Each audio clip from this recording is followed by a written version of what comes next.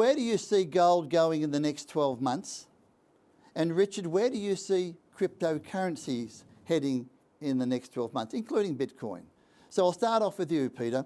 Where is it all going for gold? All right, well, first of all, let's put gold in its proper context, because I'm not all about gold. I mean, I'm an investment manager, and I've constantly or consistently recommended that people hold maybe 5 or 10% of a portfolio in gold.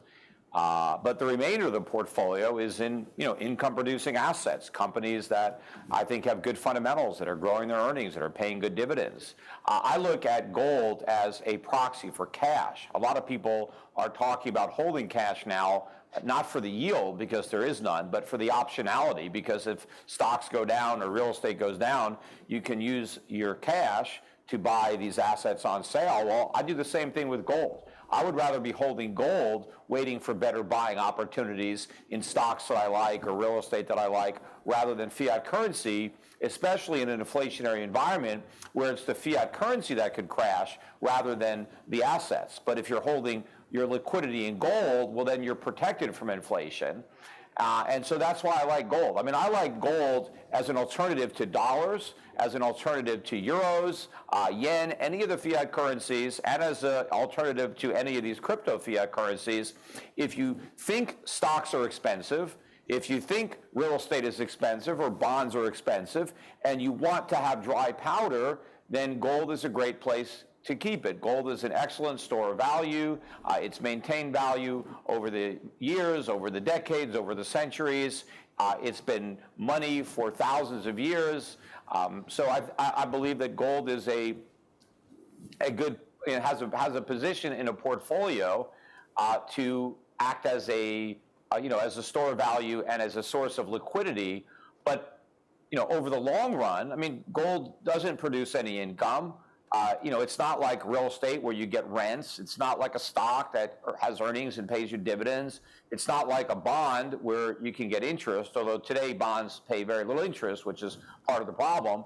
So over the long run, no, you don't want to just have all of your wealth in gold. You want to own other assets that will perform and deliver income. But over short time periods, if markets are expensive like they are now, and there's a potential for a rather substantial decline, having an allocation to gold makes a lot of sense.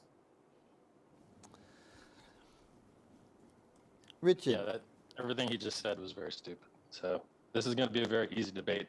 I'm sorry for you guys that we're hoping for something very exciting. He just crushed his own argument in the first minute.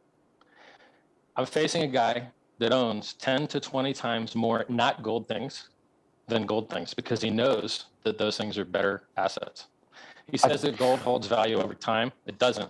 Here's a chart of gold adjusted for inflation where you lost money for 40 years. 40 years you lost money. 40.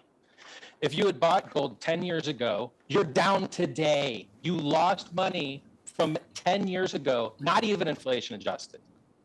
So for a guy that doesn't even talk his own book, literally starts the conversation with, I don't even like this stuff enough to own more than 5 or 10% of it, it's going to be a very easy debate to win. And the charts, the facts are on my side. I got good news for you. Just because gold is a terrible investment, I may even own more than Peter with my $250,000 gold watch or my gold trinkets. I understand what gold is supposed to be used for. Gold is used as jewelry for 50% of its market cap. Go on Wikipedia, look up gold. You'll see that 50% of the sales of gold is for jewelry. And what is jewelry? It's just vanity. And what could be more willy-nilly and prone to fancy than vanity? So gold that he doesn't even believe in enough to own more than 5 or 10% or recommend anyone own more than 5 or 10% is backed 50% by people flexing and looking silly. I look silly on purpose, right? So, I mean, you want to see the HEX chart? You want to see what the HEX chart looks like? It ain't looking like this. Here's what the HEX chart looks like. Only up and to the right, forever. By the way, copper beat gold. You bought gold 5 years ago, you would have been better off with copper. Copper that you can actually use. Peter says gold, well, I don't want to crush all his arguments ahead. I could just beat all his arguments now. What he's going to say is gold has value, Bitcoin doesn't have value, which is instantly defeated by the fact that you can exchange Bitcoin for gold.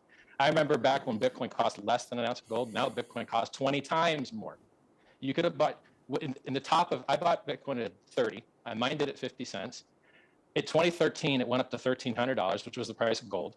An ounce of gold was worth less than a Bitcoin in 2013, 2014. Now, an ounce of gold is worth 20 times less than a Bitcoin. And so the fact that you can turn Bitcoin into gold at any time you want, I think his company even accepts Bitcoin to turn it into gold, disproves his idea that that Bitcoin has no value. And I don't even like Bitcoin. Bitcoin destroys the environment just like gold does. 50 to 60 people just died yesterday mining gold.